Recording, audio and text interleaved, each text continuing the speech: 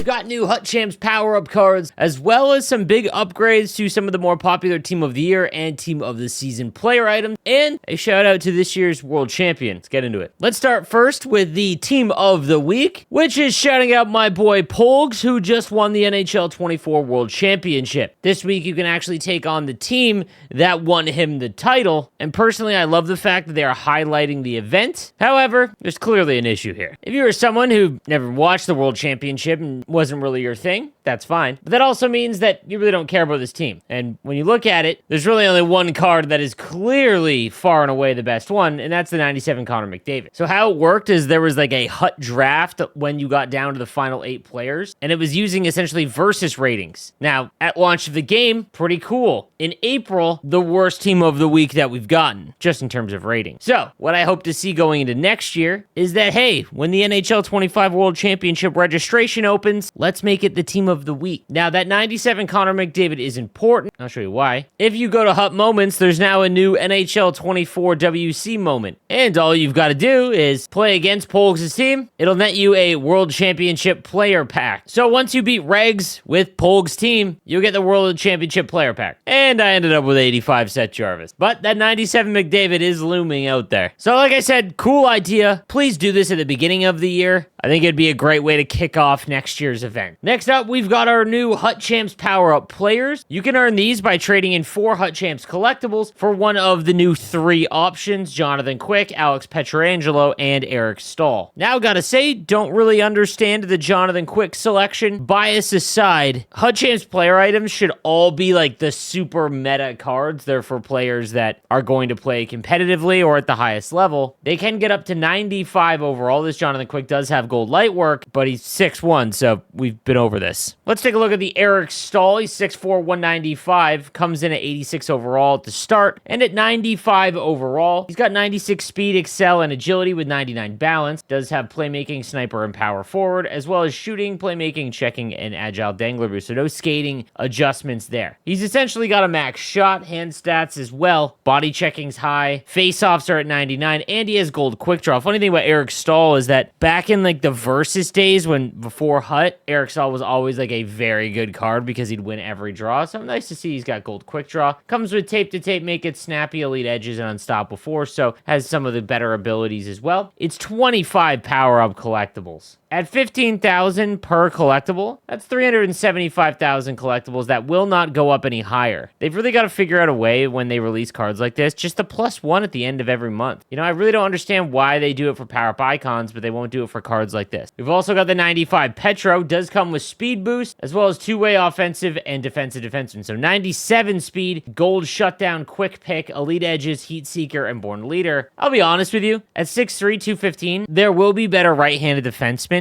but not by much. Like, if there was one card that you were going to make, like say you've saved a ton of power-up collectibles, he's basically the best he can be. He's missing 4 acceleration and 2 speed, but his shot is almost max, his hand stats are great, body checking is very high, as is defensive awareness and stick checking. So like I said, there are worse cards out there, and he kind of checks off everything that you'd need. Shout out to all my fantasy hockey players. We finally got the 99 Teravainen. He started out hotter than hell, but essentially didn't score for 2 straight months. But we got our 99. I'm glad that call went correctly. And he comes with third eye, shrug it off, backhand beauty, make it snappy, elite edges, and puck on a string. So absolutely brutal abilities outside of make it snappy and, well, elite edges. Third eye is still completely pointless. He's 99 everything. You can play him at center as well. Only 85 endurance, but you've got some lineup flexibility here. I know there's a lot of players that started at the beginning of the year that have Teravainen, so enjoy your first 99 if you don't have one. I'm glad we got it right. Now, I will say that they did an okay job at setting the benchmark. Like, what they try to do is they look at trends over the last few years for players, and then they try to map out who is going to be 99 at the end of the year, like right now.